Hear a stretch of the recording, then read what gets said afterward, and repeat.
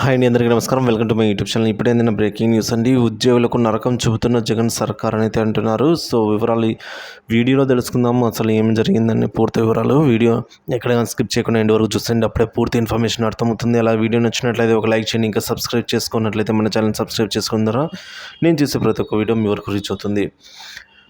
వేధించారు, vote తీసేశారు. AB వెంకటేశ్వరరావుపై Vaikapa ప్రభుత్వం కసి తీర్చుకుంది.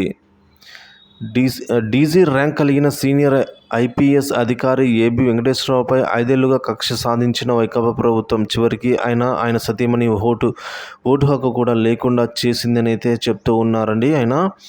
సో డీజీ ర్యాంక్ కలిగిన ఆయనకు చివరికి ఆయన సతీమణి ఓటు కూడా లేకుండా చేసింది ప్రభుత్వం. విజయవాడ తూర్పు నియోజకవర్గ పరిధిలో నివసించే ఏబి వెంకటేశ్వరరావు, ఆయన సతీమణి ఆలూరి కవిత లయోలా కళాశాల ప్రాంగణంలో 59వ నెంబర్ పోలింగ్ కేంద్రంలో ఓట్లు ఉండేవి.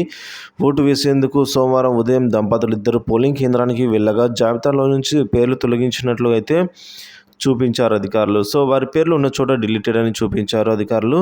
ఏబీవి ఆయన సతీమణి పేర్లు కూడా తొలగించేశారు. సో అక్రమ కేసులు, సస్పెన్షన్, పోస్టింగ్లు ఇవ్వకుండా వేధింపులతో 5 ఏళ్లుగా కక్ష సాధింపు చర్యలు జరిపిన జగన్ ప్రభుత్వం చివరికి ఇలా పైశాచిక ఆనందం పొందింది అని అయితే చెప్తున్నారు. గతంలో జగన్ ప్రభుత్వ వేధింపులకు గురైన రాష్ట్ర మాజీ ఎన్నికల కమిషనర్ ఈసీ నిమ్మగడ్డ రమేష్ కుమార్కు కూడా ఓటు హక్కు కోసం ఏకంగా ఆయన హైకోర్టును ఆశ్రయించాల్సిన దుస్థితి అయితే రావడం జరిగింది. సో ఈ విధంగా చెప్తూ ఉన్నారని ఉద్యోగులకు ఎంతో భయానకంగా అధికారులకు వైసీపీ ప్రభుత్వం గత 5 ఏళ్ళు కక్ష సాధింపు చర్యలు అయితే చేపట్టిందని అయితే చెప్తూ ఉన్నారు. సో దీనిపై మీ అభిప్రాయాన్ని కామెంట్ చేయండి.